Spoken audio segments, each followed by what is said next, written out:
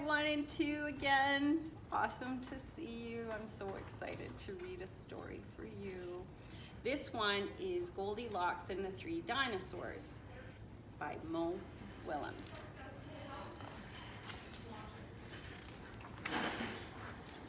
Once upon a time, there were 3 dinosaurs, Papa Dinosaur, Mama Dinosaur, and some other dinosaur who happened to be visiting from Norway. And they were in their home sweet dinosaur home. One day, for no particular reason, the 3 dinosaurs made up their beds, positioned their chairs just so, and cooked 3 bowls of delicious chocolate pudding at varying temperatures. Chocolate. "Oh boy," said Papa Dinosaur in his loud, booming voice. "It is finally time to leave and go to the, someplace else." "Yes," continued Mama Dinosaur, "I sure hope no innocent little succulent child happens by our unlocked home while we are, someplace else."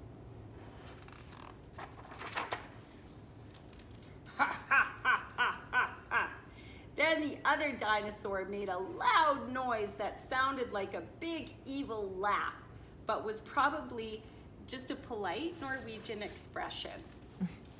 The 3 dinosaurs went someplace else and were definitely not hiding in the woods waiting for an unsuspecting kid to come up. Sure enough, 5 minutes later, a poorly supervised little girl named Goldilocks came traipsing along. There she is. 1 mile to a very nice house.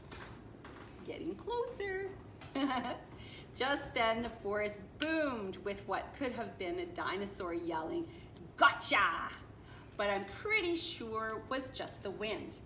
The loud noise was immediately followed by another loud noise that sounded kind of like, "Be patient, Papa Dinosaur, the trap is not yet sprung," but that could have been a rock falling or a squirrel.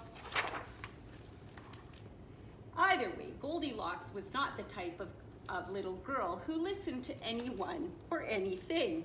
For example, Goldilocks never listened to warnings about the dangers of barging into strange, enormous houses. So, as soon as Goldilocks came across a strange, enormous house, well, what'd she do? She barged right in, and she went right over the welcome sign. Inside, Goldilocks immediately smelled the 3 bowls of delicious chocolate pudding, because chocolate is one of her favorite foods too. Said Goldilocks, "the chocolate pudding smells delightful. If only I could get all the way up to the top of the counter." Then Goldilocks noticed a very tall ladder that just happened to be there, and certainly wasn't left on purpose or anything like that. Goldilocks climbed up the ladder and found herself face to face with 3 gigantic bowls of chocolate pudding. The first bowl of chocolate pudding was too hot, but Goldilocks ate it all anyway, because hey, it's chocolate pudding, right? The second bowl of chocolate pudding was too cold, but who cares about temperature when you've got a big bowl of chocolate pudding? Not her. The third bowl of chocolate pudding was just right, but Goldilocks was on such a roll by now, she hardly noticed she was swimming in the chocolate pudding. Soon Goldilocks was stuffed like one of those delicious chocolate-filled little girl bonbons, which, by the way, are totally not the favorite things in the world for hungry dinosaurs. Tired and groggy, Goldilocks noticed 3 chairs in the living room, so she climbed down the ladder and walked out of the kitchen. The first chair was, of course, too tall. The second chair was too tall. But the third chair was too tall. Goldilocks wasn't going to climb that high, just to sit in some chair, so she hiked over to the bedroom. When she got there, Goldilocks noticed that the beds were also gigantically big. "What is going on around here?" groaned the exhausted girl. "The bears that live here must be nuts." Just then, the room filled with a loud, booming noise that was either a passing truck or a dinosaur gloating. "A few more minutes and she'll be asleep. Delicious chocolate-filled little girl bonbons are yummier when they're rested." Even a little girl who never listens to anyone or anything had to hear that.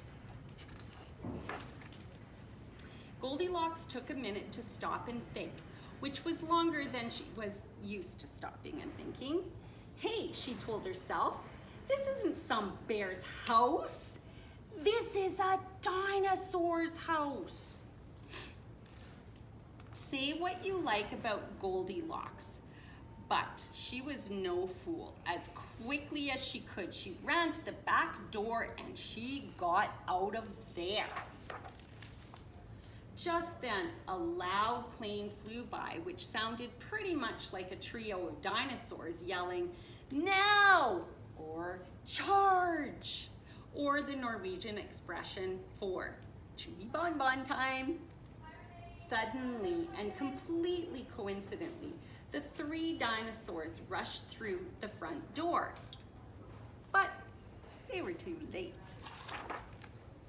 Goldilocks was gone, and all that was left in the house were 3 disappointed dinosaurs. If you ever find yourself in the wrong story, just leave. And that's the end of Goldilocks and the 3 Dinosaurs by Mo Willems.